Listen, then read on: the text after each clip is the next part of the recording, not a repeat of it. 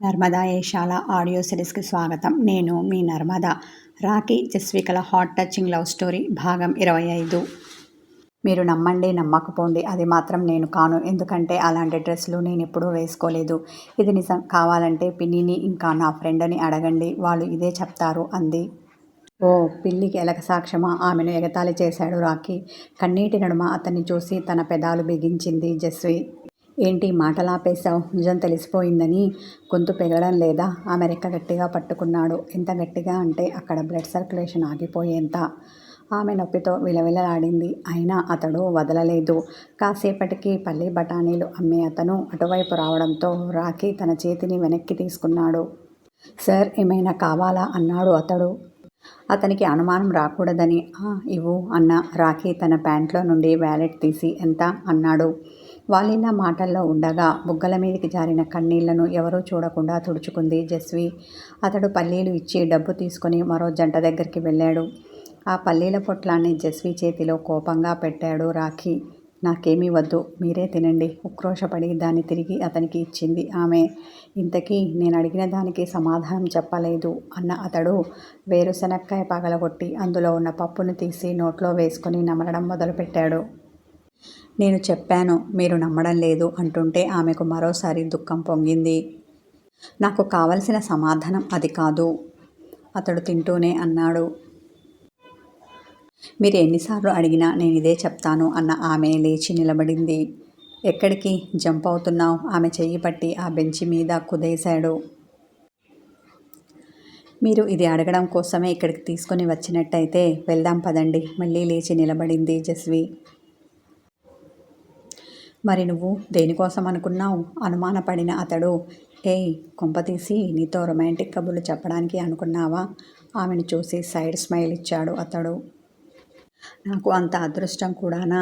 బాధతో మనసులో అనుకున్న జస్వి. ఏ మొగుడు అయినా తన భార్యని ఇందాక నువ్వు అన్నావే అందుకోసమే తీసుకొస్తాడని అనుకున్నాను. కానీ ఇలా తిట్టడానికి, అనుమానించడానికి కూడా తీసుకొని వస్తారని నాకు తెలియదు. అది ఇప్పుడు మీ వల్ల తెలిసింది. అతన్ని కోపంగా చూసింది ఆమె. అలా కోపంతో గుడ్లగూబలా చూడకు, ఆ గుడ్లు పీకేస్తాను అన్న రాఖీ. అది ఆ భార్య ప్రవర్తనను బట్టి ఉంటుంది అని సైడ్ స్మైల్ ఇచ్చాడు అతడు. నా ప్రవర్తన గురించి మాట్లాడితే బాగోదు చెప్తున్నా. రోషంతో అతనికి వేలు చూపించింది ఆమె. ఏంటే ఊరుకుంటున్నానని ఎక్కువ చేస్తున్నావు, పైగా వేలు చూపిస్తున్నావు. వేలు బాగా ముదిరిపోయావు అన్న అతడు ఆమె వేలిని గట్టిగా పట్టుకున్నాడు. జస్వి నొప్పితో విలవిలలాడింది. ఇలా టార్చర్ పెట్టడానికేనా ఆ పెళ్లి కొడుకుని పక్కకు తోసేసి నన్ను పెళ్లి చేసుకుంది? చెమ్మగిల్లిన కళ్ళతో అతనిని చూసింది. తన చేతిని వెనక్కి తీసుకొని సరాస్టిక్గా ఆమెను చూసి యా అని స్టైల్గా భుజాలు కదిలించాడు రాఖీ. ఆమె అతన్ని తిరస్కార భావంతో చూసి అక్కడి నుండి వెళ్తుంటే ఆమె రెక్క పట్టుకొని దగ్గరికి లాక్కున్నాడు. ఆమె విసురుగా వచ్చి అతని ఒడిలో పడింది. వదలండి, నేను వెళ్ళాలి. ఆమె గింజుకుంటుంటే నన్ను వదిలి నువ్వెక్కడికి వెళ్ళలేవు, ఆ విషయం బాగా గుర్తుపెట్టుకో అంటూ జస్వి చుట్టూ చేతులు వేసి మరింత గట్టిగా పొదిమి పట్టుకున్నాడు. ఆమె మరింత కోపంగా చూసింది. నీ కళ్ళు బాగుంటాయి, కానీ వాటిలో ఇప్పుడు నువ్వు చూపిస్తున్న ఫీలింగ్ ఉంది చూడు, అది నాకు నచ్చలేదు. నీ కళ్ళెప్పుడు ఒకలాంటి లవ్ ఫీలింగ్తో నన్ను చూస్తాయి చూడు, ఆ ఫీలింగ్ నాకు బాగా నచ్చుతుంది అంటూ కళ్ళు మిటకరించాడు రాఖీ. ఏ ఫీలింగ్ అయినా ఎదుటివారి ప్రవర్తనను బట్టి ఉంటుంది, అంతేకాని ఎదుటి వాళ్లకు నచ్చిన ఫీలింగ్ రమ్మంటే రాదు. ఒకవేళ అలాంటి ఫీలింగ్ చూపించాలి అన్నా అది నటన అవుతుంది తప్ప అందులో సహజత్వం ఉండదు. వ్యంగ్యంగా మాట్లాడింది జస్వి. ఎగ్జాక్ట్లీ, నేను అదే అంటున్నాను. ఆ విషయం నీకు అర్థం కావడం లేదు, పెదవి విరుపుతో అన్నాడు. ఆమె అర్థం కానట్టు ముఖం పెట్టింది. అరే, నేను గమనించలేదు, కానీ క్షణక్షణానికి నీ ఫేస్ మీద ఫీలింగ్స్ భలే మారిపోతాయి. ఆమె రెండు బుగ్గలు వత్తి పట్టాడు. కాస్త అర్థమయ్యేటట్టు మాట్లాడతారా అంటూ అతన్ని అదోలా చూసింది జస్వి. నేను మాట్లాడుతుంది తెలుగే, ఏ గ్రాంధికమో కాదు. నువ్వు అర్థం చేసుకోకపోతే తప్పు నాది కాదు. ఉనివేళ్లతో ఆమె నుదురు పొడిచాడు అతడు. తమరు మాట్లాడింది తెలుగా? నాకు తెలియదు మరి వెటకారమాడిన జస్వి. భాషనే కాదు మిస్టర్ హస్బెండ్ గారు, భావము స్పష్టంగా ఉండాలి. చెప్పే విషయం ఏదైనా సూటిగా చెప్పాలి, అంతేకాని ఇలా డొంకతిరుగుడుగా కాదు. అసహనంతో అతన్ని చూసి ఒడిలో నుండి లేచింది ఆమె. ఇప్పుడు నీకేమర్థం కావాలి? అతనిలో ఇంతవరకు ఉన్న చిలిపితనం పోయి మళ్ళీ గంభీరత్వం వచ్చింది. ఇంతవరకు మీరు మాట్లాడిన దాంట్లో అసలు నాకు ఏదీ అర్థం కాలేదు అంటూ మారిన అతని ముఖాన్ని చూసి పెదాలు బిగించింది. నీ ఫోన్ ఇలా ఇవ్వు, చెయ్యి ముందుకు చాపి బేస్ వాయిస్తో అన్నాడు అతడు. ఆమె హ్యాండ్ బ్యాగ్లో నుంచి తీసి ఇచ్చింది అతనికి. పాస్వర్డ్ అన్నాడు. మీ పేరు అంది ఆమె. అతని కళ్ళు చిన్నవైపోగా వాట్ అన్న శబ్దం అతని పెదాలను దాటి బయటికి వచ్చింది. జస్వి వెన్ను జల్లుమనగా తల నిలువున ఆడించింది. క్రేజీ అన్న అతడు చిరాగ్గా ముఖం పెట్టి ఫోన్ ఓపెన్ చేశాడు. రాకీ సోషల్ మీడియా చెక్ చేస్తుంటే మనిషికి మరీ ఇంత అనుమానం ఉండకూడదు. నోట్లో అనుకొని పళ్ళు నూరింది జస్వి. అతడు వినబడనట్టే నాకు తెలియదు మరి వెటకారమాడాడు. అది చూస్తున్నంతసేపు ముడిపడి ఉన్న అతని కనుబొమ్మలో చూడడం అయ్యేసరికి విడివడ్డాయి. అంతేకాదు అతని ముఖం ప్రసన్నంగా మారింది. అతని మనసు తేలికపడినట్టు ఉఫ్ అని నోటి ద్వారా శబ్దంతో కూడిన గాలి బయటికి వచ్చింది. ఆమె చేతిలో ఫోన్ పెట్టి ఇక వెళ్దామా అన్నాడు. లేచి నిలబడ్డాడు అతడు. తల ఆడించిన జస్వి, ఈ పని మీరు ఇంట్లో కూడా చెయ్యొచ్చు, అందుకు నన్ను ఇక్కడికి తీసుకురావాల్సిన అవసరం లేదు అనుకుంటా. కంటికొసతో అతనిని చూసింది ఆమె. అలా చేస్తే నేను రాఖీని ఎలా అవుతాను? తన యాటిట్యూడ్ చూపించిన అతడు జస్వి భుజాల చుట్టూ చెయ్యి వేసి ముందుకు నడిపించాడు. నువ్వు సైకోవి అనుకొని పళ్ళు నూరింది ఆమె. అయినో తన తలతో ఆమె తలకి డిచ్చా ఇచ్చాడు అతడు. కాస్త గట్టిగా తగలడంతో మొరటోడు అంటూ తల రుద్దుకొని మళ్ళీ పళ్ళు పటపట ఆడించింది జస్వి. ఇంకా ఎన్ని నిక్నేమ్లు పెడతావు నాకు? చిరుకోపంతో అన్న రాఖీ. నీ నోట్లో గ్రైండర్ కానీ మిక్సీ కానీ లాంటిది ఏమైనా ఉందా?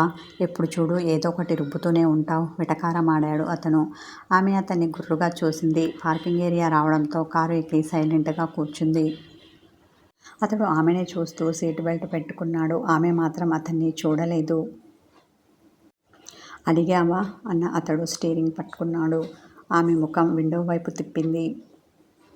అయితే అలుకే, కానీ తీర్చడం నాకు అలవాటు లేదుగా అన్న అతని పెదాలపైకి సన్నటి నవ్వు వచ్చింది. అతని నవ్వు ఆమెకు నచ్చినా అతని వైపు తిరగలేదు. ఈసారి కాస్త బెట్టు చేయాలి అనుకుంది ఆమె. అతడు ఇంకేమీ మాట్లాడలేదు. నిశితంగా రోడ్ని చూస్తూ కారు తోలాడు. రాఖీ ఆలోచనలు ఒకవైపు వెళ్తే జస్వి ఆలోచనలు మరోవైపుకు వెళ్ళాయి. ఈయన అనుమానిస్తూ నన్ను పెట్టే టార్చర్ ఇంకెంతకాలం భరించాలి? ఇంతలోనే నువ్వు, అంతలోనే కోపం. ఇలా క్షణక్షణానికి మారే ఇతని మూడ్తో బిక్కుబిక్కుమంటూ ఎన్ని రోజులు బ్రతకాలి? ఊసరవెల్లి రంగులు మార్చినట్టు ఈయన వేరియేషన్స్ మారుస్తారు. వేరియేషన్స్ ఏదైనా నాకు మాత్రం టార్చర్ తప్పడం లేదు. అంత పెద్ద తప్పు నేనేం చేశాను? అది మాత్రం స్పష్టంగా చెప్పరు. అది తెలిస్తేనే కదా నేను నా నిర్దోషికత్వాన్ని నిరూపించుకోవడానికి, ఇతని అనుమానాన్ని పారద్రోలడానికి. ఇలా సాగుతున్న ఆమె ఆలోచనలు కారు ఆగడంతో ఆగాయి. లేదంటే ఇంకెంతవరకు వెళ్ళేవో. చేసిన థింకింగ్ చాలు కానీ ఇక దిగు అన్నాడు రాఖీ. ఎంత అణుచుకున్నా ఆమెలో నుండి భారమైన నిట్టూర్పు ఒకటి వెలువడింది. దాంతో అతడు ఆమెను చిరాగ్గా చూశాడు. ఆమె దిగి విసవిస నడుచుకుంటూ వెళ్ళింది. అతడు కారును తీసుకెళ్లి పార్కింగ్ ఏరియాలో పార్కు చేశాడు. ఈవిడ గారికి ఉన్నంత స్వేచ్ఛ ఈ ఇంట్లో మరెవరికీ లేదు అనుకుంటా. అందుకే ఇష్టం వచ్చినట్టు వెళ్తోంది, ఇష్టం వచ్చినప్పుడు వస్తోంది. ఇంట్లోకి అడుగు పెడుతున్న జస్విని చూసి అన్నది ఇంద్రాణి. ఆమె పట్టించుకోకుండా మెట్లు ఎక్కి తన గదికి వెళ్తుంటే రాఖీ మాటలు వినిపించి ఆగింది. అవును, తను నా భార్య. తనకి కాకుంటే ఇంకెవరికి స్వేచ్ఛ ఉంటుంది? ఇల్లు నాది మాత్రమే కాదు, తనది కూడా. మీరు ఇంట్లో ఉండాలి అనుకుంటే నోరు కుట్టేసుకొని ఉండండి, లేదంటే తక్షణం వెళ్ళిపోండి. అంతేకాని మనిషి కనబడగానే మాట తూలాలని చూస్తే మళ్ళీ మాట్లాడడానికి నాలుక మిగిలి ఉండదు మీకు. ఆ తర్వాత మీరు నన్ను రాక్షసుడు అనుకున్నా దానికి బాధ్యుణ్ణి నేను కాదు అన్న అతని కంచుకంఠం ఆ హాల్లో ప్రతిధ్వనించింది. హాల్లో కూర్చొని ఉన్న వాళ్ళ పెదాలు భయంతో పెవికాళ్ళు అంటపెట్టినట్టుగా అతుక్కుపోయాయి. ఒక్కసారిగా అక్కడ నిశ్శబ్దం అలుముకుంది. అందులో అతడి షూస్ సౌండ్ తప్ప మరేదీ వినిపించడం లేదు. అతడు తన గదికి వెళ్తుంటే వాళ్ళ చూపులు మాత్రం అతని వీపుని తాకాయి. గది లోపలికి వెళ్తున్న అతడు తల మాత్రమే తిప్పి వాళ్ళని సీరియస్గా చూశాడు. అంతే, వాళ్ళ చూపు నేలను తాకింది. భయపెట్టడంలో ఈయనను మించిన వాళ్ళు మరొకరు ఉండరు అనుకుంటా ఏంటి? ఖచ్చితంగా ఉండరు. శిలా విగ్రహంలా సోఫాలో కూర్చొని ఉన్న ఆ ఇంటి కుటుంబ సభ్యులను చూసి అనుకుంది జస్వి. నీకు విడిగా ఏమైనా చెప్పాలా? జస్వి గదిలోకి రాకుండా చివరి మెట్టు మీద నిలబడి ఉండడం చూసి అన్నాడు రాఖీ. అతని మాటకి ఉలిక్కిపడి ఫాస్ట్గా గదిలోకి వచ్చి చూసుకోకుండా అతన్ని గుద్దేసింది. ఫోర్స్గా అతనికి తగిలి కింద పడబోయింది. బాబోయ్, నా నడ్డి విరిగినట్టే అనుకుంటూ గట్టిగా కళ్ళు మూసింది. నేలను తాకాల్సిన ఆమె శరీరం అతని చేతుల మధ్య ఉండడంతో చిన్నగా కళ్ళు తెరిచింది. తీక్షణంగా ఆమెను చూస్తున్న అతని కళ్ళల్లో ఆమె చూపులు చిక్కుకున్నాయి. అప్రమత్తంగా ఆమె గొంతులో గుటికపడింది. తను అతని మీద కోపంగా ఉన్నాను అన్న విషయం గుర్తుకు వచ్చి వదలండి అంది జస్వి. Are you sure? కళ్ళు చిన్నవి చేసి ఆమెను అడిగాడు రాఖీ. యా, అతని స్టైల్లో సమాధానమిచ్చింది జస్వి. అంతే, అతడు చేతులు వదిలేశాడు. ఆ మరుక్షణం ఆమె వెన్ను నేలను తాకింది. అప్రమత్తంగా ఆమె నోటి నుండి ఆవ్ అన్న శబ్దం వెలువడింది. పడిపోయిన ఆమెను చూసి రాఖీ సైడ్ స్మైల్ ఇచ్చాడు. ఏడుపు మొహం పెట్టి లేపమని ఆమె చెయ్యి ముందుకు చాపింది. అతడు లేపడానికి ఆమె చెయ్యి అందుకున్నాడు. కానీ ఆ వెంటనే వదిలేశాడు. మొరటోడు, నోట్లో తిట్టుకుంది జస్వి. నిక్ నేమ్స్ పెట్టొద్దని చెప్పాను కదా, నీకేది ఒకసారి చెప్తే అర్థం కాదా? నా చేత ఎందుకు పదే పదే చెప్పించుకుంటావు? ఆమెను కోపగించుకున్నాడు అతడు. మీరు తిన్నగా ఉంటే కదా నిక్ నేమ్స్ పెట్టకుండా ఉండడానికి. మూతి 3 వంకర్లు తిప్పింది జస్వి.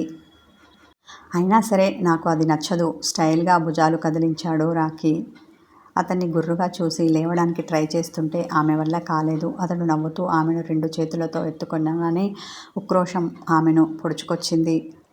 నీ హెల్ప్ అవసరం లేదు, నేను లేవగలను అనాలి అనుకుంది. కానీ ఇందాక అతడు చేసింది గుర్తుకు వచ్చి మౌనం వహించింది. ఆమెను మంచం మీద పడేసిన రాఖీ ఆమె పక్కన చేరాడు. ఆమె గబుక్కున లేచి కూర్చోవాలని చూసింది. అతను ఆమెకి ఆ అవకాశం ఇవ్వలేదు. ఏంటి ఊరుకుంటుంటే ఎక్కువ చేస్తున్నావు అన్న అతడు ఆమె పైన చేరిపోయాడు. ఆమె గట్టిగా కళ్ళు మూసి ముఖం పక్కకు తిప్పింది. నేనంటే కోపమా, ద్వేషమా? ఆమె బుగ్గలు ఒత్తిపట్టి ఆమె ముఖాన్ని తన వైపుకు తిప్పుకున్నాడు అతడు. జస్వి కళ్ళు తెరవలేదు, అతన్ని చూడలేదు. రాఖీలో కోపం పొంగింది. లుక్ ఎట్ మీ బేస్ వాయిస్తో అన్నాడు అతడు. అయినా సరే జస్వి కళ్ళు తెరవలేదు. ఉఫ్! అసహనం తాలూకు శబ్దం అతని నోటి నుండి వెలువడింది. అయినా ఆమె కదలకుండా అలాగే ఉంది. నా ఈగో హర్ట్ చేస్తున్నావు అన్న అతడు ఆమె పెదాలపై తన పెదాలను చేర్చాడు. అది గాఢమైన ముద్దుగా మారకముందే జస్వి కంగారు పడుతూ పెద్దగా కళ్ళు తెరిచింది. కథ కొనసాగుతుంది. హాయ్ వ్యూవర్స్, స్టోరీ నచ్చితే లైక్ చేయండి, కామెంట్ చేయండి, హైప్ చేయండి. నా ఛానల్ని సబ్స్క్రైబ్ చేసుకొని వాళ్ళు ఉంటే సబ్స్క్రైబ్ చేసుకోండి. Thank you.